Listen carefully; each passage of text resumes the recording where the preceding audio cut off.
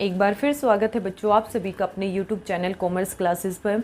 आज हम Indian economy का अपना चैप्टर फर्स्ट स्टार्ट करने जा रहे हैं। तो चैप्टर फर्स्ट में हम देखेंगे हम ये देखेंगे कि जब हम आज़ाद हुए तो हमारी इकोनॉमी किस कंडीशन में थी। जब हम आज़ाद हुए तो उस टाइम हमारी इकोनॉमी के क्या क्या फीचर्स थे, किस तरीके की हमारे हालात थे। तो उससे शुरू करने से पहले, उसको स्टार्ट करने से पहले सबसे पहले हम ये देख लेते हैं कि जब ब्रिटिश हमारे पर शासक थी तो हम ब्रिटिश की कॉलोनी बन गए थे। तो किस तरीके से ब्रिटिश ने हमारा एक्सप्लॉयटेशंस किया, चाहे वो आपका एग्रीकल्चर सेक्टर हो, चाहे वो इंटरनेशनल सेक्टर हो, चाहे वो इंडस्ट्रियल सेक्टर हो, तो किस किस तरीके से एक्सप्लॉयटेशंस हुआ हमारा। तो हम ब्रिटिश की कॉलोनी बने हुए थे। अब ये कॉलोनी क्या है, कॉलोनियल रूल क्या होता है। कॉलोनी या कॉलोनियल रूल होता है जब एक कंट्री दूसरी कंट्री पर शासक होती है। जैसे ब्रिटिश रूल था, ब्रिटिश इंडिया पे क्या कर रही थी, कंट्रोल कर रही थी, मोनोपोली कंट्रोल था उस पर, तो कंट्री को कंट्रोल किए हुआ था, तो ब्रिटिश रूल था। तो ब्रिटिश ने अपनी कॉलोनी किसको बना लिया, इंडिया को बना लिया, तो वहाँ से उसका एक्सप्लॉयटेशन स्टार्ट कर दिया। तो हम वही देखेंगे किस किस तरीके से एक्सप्लॉयटेशंस हुआ। तो सबसे पहले हम देख लेते हैं एग्रीकल्चर सेक्टर का, कि एग्रीकल्चर सेक्टर में किस तरीके का एक्सप्लॉयटेशंस किया। तो क्या है, colonial exploitation of agriculture sector, कि जो हमारा एग्रीकल्चर सेक्टर था उसको किस तरीके से एक्सप्लॉयट किया।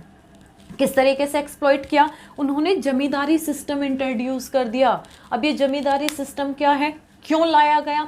जमींदारी सिस्टम इसलिए लाया गया ताकि वो रिवेन्यू, लैंड रिवेन्यू को इंक्रीज कर सके, इन ज़्यादा से ज़्यादा रिवेन्यू कलेक्ट कर सके, ज़्यादा से ज़्यादा पैसा कलेक्ट कर सके।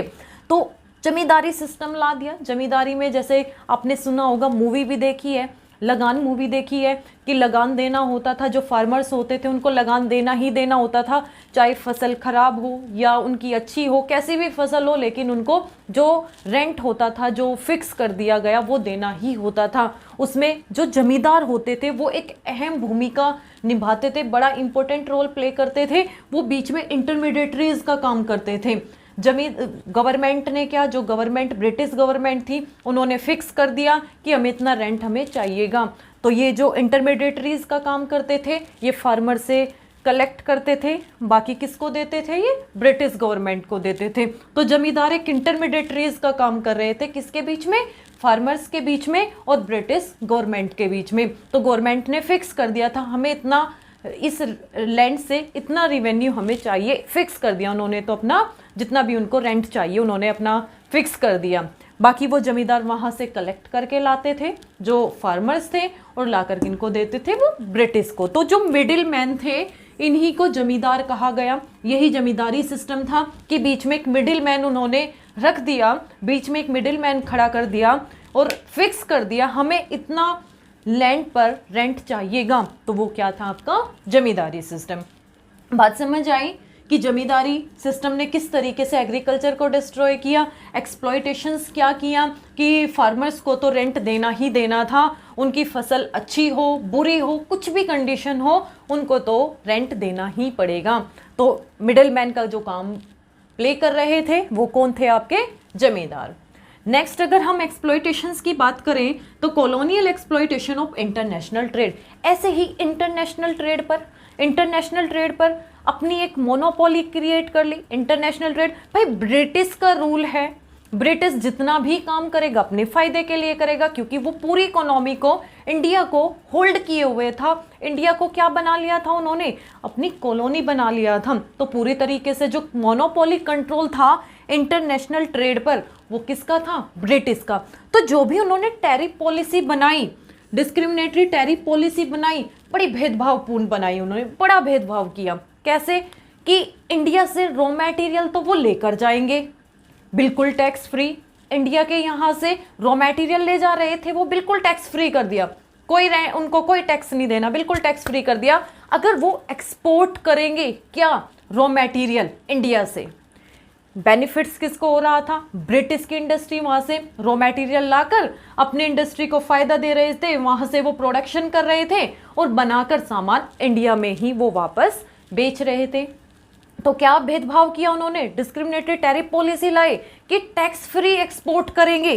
क्या करेंगे, ड्यूटी लगा दी, duty free export of Indian raw material to fulfil the industrial needs in Britain, अपनी ब्रिटेन की इंडस्ट्री की नीड्स को पूरा करने के लिए यहाँ से क्या करेंगे, रॉ मटेरियल लेकर जाएंगे, बिल्कुल टैक्स फ्री, कोई टैक्स नहीं देंगे। और इंपोर्ट क्या करेंगे, इंपोर्ट करेंगे हमारा ही रॉ मटेरियल, कन्वर्ट किस में कर लिया, फिनिश गुड में बना लिया, माल बना लिया, अब उसको बेचेंगे कहाँ, हमारी ही कंट्री में। और इंपोर्ट जो क्या करेंगे, इंपोर्ट करेंगे, अगर वो इंपोर्ट क्या कर रहे थे, गुड्स का इंपोर्ट कर रहे थे, उसको टैक्स फ्री कर दिया, कोई टैक्स नहीं देना। तो ये दो तरफा उन्होंने पॉलिसी बनाई कि ड्यूटी फ्री क्या करेंगे, इंपोर्ट, जो कहाँ से गुड्स लाएंगे, ब्रिटिश गुड्स होगा।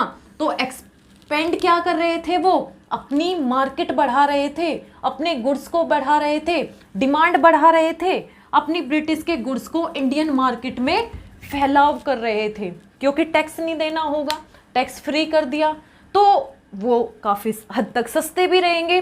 तो इंडिया की मार्केट को कैप्चर किया उन्होंने, किसके थ्रू, डिस्क्रिमिनेटरी टैरिफ पॉलिसी के थ्रू। इंटरनेशनल ट्रेड बिल्कुल ख़त्म कर दिया। बात समझ आई कि एक्सपोर्ट जो होगा रॉ मटेरियल का वो टैक्स फ्री होगा, इंपोर्ट जो होगा गुड्स का, ब्रिटिश गुड्स का, वो टैक्स फ्री होगा। और अगर हम एक्सपोर्ट करने के लिए जाएं, गुड्स का एक्सपोर्ट करने जा रहे थे तो उस पर हैवी टैक्स लगा दिया। अगर हम अपनी इंडस्ट्री को बढ़ा रहे थे, अपनी इंडस्ट्री को, पहले काफ़ी हमारी इंडस्ट्री पॉपुलर थी, तो अगर हमने गुड्स बनाकर बेचा, बाहर एक्सपोर्ट किया, तो उस पर उन्होंने हैवी टैक्स लगा दिया। और हैवी टैक्स लगते ही उस गुड्स की वैल्यू, उसकी प्राइजेस क्या हो गए, इंक्रीज हो गए। तो इससे हमारी इंडस्ट्री को भी डिके कर दिया उन्होंने। और अगर हम इंपोर्ट करें किसका, वहाँ के गुड्स का, रॉ मटेरियल्स का, रॉ मटेरियल्स अगर हम इंपोर्ट करें तो उस पर भी हमें हैवी टैक्स पे किया गया, हैवी टैक्स देना था। तो इन टैक्स पॉलिसी के थ्रू इंटरनेशनल ट्रेड को उन्होंने एक्सप्लॉइट किया, काफ़ी हद तक हमें बहुत ज़्यादा नुकसान पहुंचाया इसकी वजह से। अगर नेक्स्ट हम बात करें तो एक्सप्लॉइटेशन किसका हुआ, colonial exploitation of industrial sector, बिल्कुल सेम वही जो भी मैंने बताया, हमारे इंडस्ट्री सेक्टर को भी बिल्कुल डिके कर दिया। कैसे डिके किया कि जो हम लोग ना काफ़ी पॉपुलर थे, हमारी जो कंट्री का, जो इंडिया से जो माल बाहर एक्सपोर्ट होता था ना, हैंडीक्राफ्ट जो प्रोडक्ट बाहर बिकते थे, वो काफ़ी पॉपुलर थे, काफ़ी अच्छा हम इंजॉय कर रहे थे। लेकिन जैसे ही ब्रिटिश गवर्नमेंट आई तो उन्होंने क्या किया, टैक्स पॉलिसी में बदलाव किए। अगर हम कोई भी सामान बाहर एक्सपोर्ट करते हैं, बनाकर सामान बाहर बेचते हैं, हाथ का बना हुआ सामान या इंडस्ट्री से बना हुआ जो भी हमारा सामान था वो बाहर बिक रहा था, तो उस पर हमें काफ़ी हद तक हैवी टैक्स देना था। तो फॉरेन में जो डिमांड थी, demand for the Indian handicrafts was क्या था, डिस्ट्रॉय कर दिया गया।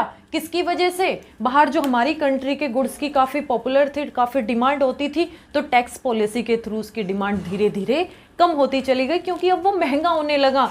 टैक्स लगाया, काफ़ी हैवी टैक्स लगाया, तो टैक्स लगने के बाद तो वो गुड्स ऑटोमेटिकली उनकी वैल्यू क्या हो गई, इंक्रीज हो गई। तो इस तरीके से हमारी इंडस्ट्री सेक्टर को भी काफ़ी डिस्ट्रॉय कर दिया, काफ़ी एक्सप्लॉयटेशन पहुंचाया उन्होंने हमारा। और डोमेस्टिक मार्केट में भी यहाँ तक कि क्या किया, domestic demand for the Indian handicrafts was destroy by the way of duty free import of British goods. भाई ब्रिटिश गुड्स आ रहा है, टैक्स फ्री आ रहा है ना, तो वैसे ही वो मशीन मेड होता है, तो थोड़ा वो उन्होंने सस्ता भी सेल हुआ मार्केट में, और हमारा उनको हैंडमेड जो प्रोडक्ट था वो काफ़ी महंगे लगने लगे। तो धीरे धीरे हमारी इंडस्ट्री डिके होने लगी।